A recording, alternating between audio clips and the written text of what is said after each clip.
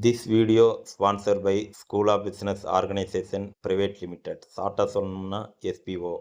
வீட்டில் இருந்தே வேலை பார்த்து சம்பாதிக்க ஆசையா? உடனே ஸ்க்ரீனில் தெரிகிற நம்பருக்கு உங்களுடைய பெயரையும் படிப்பு தகுதியையும் சென்ட் பண்ணுங்கள். ஸ்கிப் பண்ணாதீங்க, பெரிய தப்பு. தினம் 300 ரூபாய் சம்பாதிக்க அரிய வாய்ப்பு. இன்ஸ்டாகிராம், ஃபேஸ்புக் பயன்படுத்த தெரிந்தால் போதும். Content post and content publishing மூலமா தினம் 300 ரூபாய் சம்பாதிக்கலாம். இந்த வேலை செய்ய 5 நிமிடம் போதும். Work training support, group communication support, all language customer live chat support, முக்கியமா சொந்தமா ஒரு பிசினஸ் ஸ்டார்ட் பண்ற அளவுக்கு உங்களால கற்றுக்கொள்ளவும் முடியும், சம்பாதிக்கவும் முடியும். இந்த வேலை வாய்ப்பு வழங்குவது 5 வருடத்திற்கு மேல ரன் ஆகிட்டு இருக்க நம்ம தமிழ்நாட்டு company school of business organisation private limited. மேலும் விவரங்களுக்கு டிஸ்கிரிப்ஷன்ல கொடுத்திருக்க நம்பருக்கு வாட்ஸ்அப் பண்ணுங்க.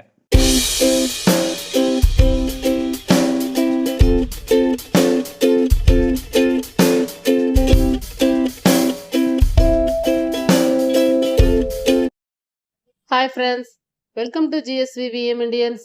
இன்றைக்கி நம்ம சேனலில் ரேசன் துவரப்பருப்பை வச்சு ஒரு அற்புதமான சாம்பார் ரெடி பண்ணியிருக்கோம். நீங்களும் இதை ட்ரை பண்ணி பாருங்கள். இதில் நான் சொல்லி கொடுத்துருக்க மாதிரியே செஞ்சு பாருங்கள், ரொம்ப அருமையாக இருக்கும். சின்ன சின்ன டிப்ஸ் சொல்லியிருக்கேன், அது எப்படிங்கிறத வீடியோக்குள்ளே பார்க்கலாம். நீங்கள் இப்போ தான் இந்த சேனல் ஃபஸ்ட் டைம் பார்க்குறீங்கன்னா GSVVM இண்டியன்ஸ்க்கு சப்ஸ்கிரைப் பண்ணிக்கோங்க. வாங்க இப்போ வீடியோக்குள்ளே போகலாம். இன்றைக்கி சாம்பார் செய்கிறதுக்கு நான் 3/4 கப் ரேசன் துவரப்பருப்பு எடுத்திருக்கேன். நல்லா இளம் துவரப்பருப்பு. இதை நல்லா கழுவிட்டு நம்ம ஒரு பாத்திரத்தை சேர்த்து தண்ணி சேர்த்துக்கலாம். இதில் 1/2 டீஸ்பூன் மஞ்சள்தூள்,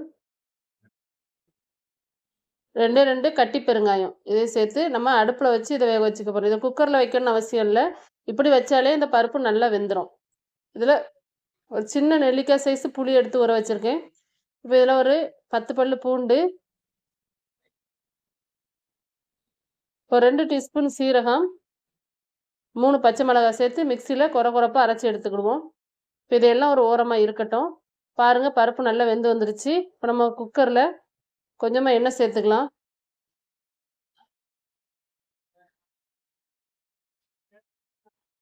எண்ணெய் சூடானதும் 1 டீஸ்பூன் கடுகு, 1/4 டீஸ்பூன் வெந்தயம், ரெண்டும் நல்லா பொரிஞ்சு வரட்டும். நல்லா பொரிஞ்சதுக்கப்புறம் ஒரு 1/4 டீஸ்பூன் போல் நம்ம பெருங்காயத்தூள் சேர்த்துக்கணும். சேர்த்துட்டு ஒரு கொத்து கருவேப்பிலை சேர்த்துக்கலாம். சேர்த்து இது வெந்தயம் ரொம்ப கரிஞ்சிடக்கூடாது. ஓரளவு பொன்னிறமாக வந்த உடனே நம்ம அதில் வெங்காயம் சேர்த்துக்கணும். நான் சின்ன வெங்காயம் எடுத்திருக்கேன். சின்ன வெங்காயம் சேர்த்து இதை நல்லா வதக்கி விட்டுக்கலாம். இப்போ நல்லா வதங்கிருச்சு. இதில் நம்ம அரைச்சி வச்ச அந்த பேஸ்ட்டு சேர்த்துக்கலாம். அதையும் சேர்த்து வதக்கி விட்டுக்கிடுவோம்.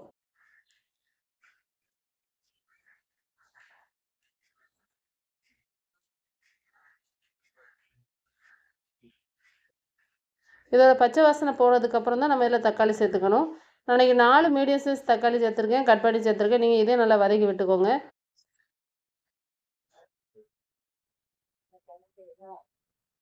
அதை மூடி போட்டு நல்லா வேக வச்சுக்கலாம். அடுப்பை கொஞ்சம் குறைச்சி வச்சுக்கோங்க. இப்போ தக்காளி நல்லா வதங்கிருச்சு. இதில் காய்கறி சேர்த்துக்கணும். நான் இன்றைக்கி கேரட், பீன்ஸ், அவரைக்காய், அது கூட கத்திரிக்காயும் உருளைக்கிழங்கும் கட் பண்ணி தண்ணியில் போட்டு வச்சுருக்கேன், அதையும் சேர்த்துக்கலாம். நம்மளுக்கு எந்த காய்கறி தேவையோ அதை சேர்த்துக்கலாம். இதில் காய்கறிகள் இல்லைன்னா கூட எம்டியாகவே இந்த சாம்பார் வைக்கலாம். இப்போ காய் நல்லா வேகணும். காய் நம்ம வேக வைக்கணும் இதில். அதனால் நல்லா ஃபஸ்ட்டு நல்லா வதக்கி விட்டுக்கலாம். எண்ணெயிலே ஓரளவு வதங்கிரும்.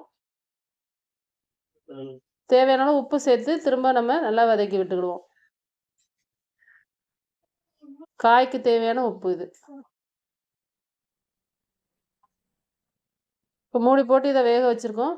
பாருங்கள், காய் ஒரு 3/4 பதம் வெந்துருச்சு. இதில் 1/2 டீஸ்பூன் மல்லித்தூள் சேர்த்துக்கலாம். 1 டேபிள் ஸ்பூன் சாம்பார் பவுடர் சேர்த்து இதையும் நல்லா மிக்ஸ் பண்ணிக்கிடுவோம்.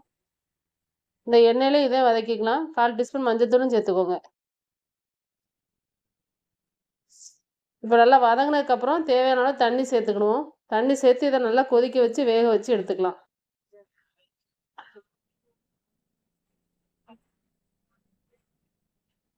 நல்லா காய் வெந்ததுக்கப்புறம் தான் நம்ம பருப்பு சேர்த்துருக்கோம். பருப்பை நல்லா கடைஞ்சிட்டு சேர்த்துக்கோங்க, நல்லாயிருக்கும்.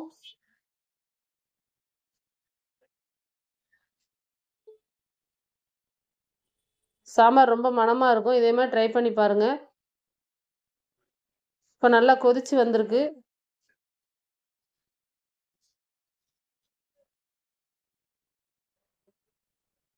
இப்போ இந்த ஸ்டேஜில் நம்ம புளியை சேர்த்துக்கணும். புளி தண்ணி கரைச்சி புளியை வந்தோம்னா அதை கரைச்சி அதை தண்ணியை சேர்த்துருங்க. புளி தண்ணி நல்லா கொதிச்சதுக்கப்புறம் தான் தேங்காய் சேர்க்கணும். தேங்காய் வந்து ஒரு 2 டீஸ்பூன் இருக்கிற மாதிரி சேர்த்துக்கோங்க. தேங்காய் சேர்த்ததுக்கப்புறம் கடைசியாக நம்ம இதில் கொத்தமல்லி எல்லாம் சேர்த்துக்கலாம்.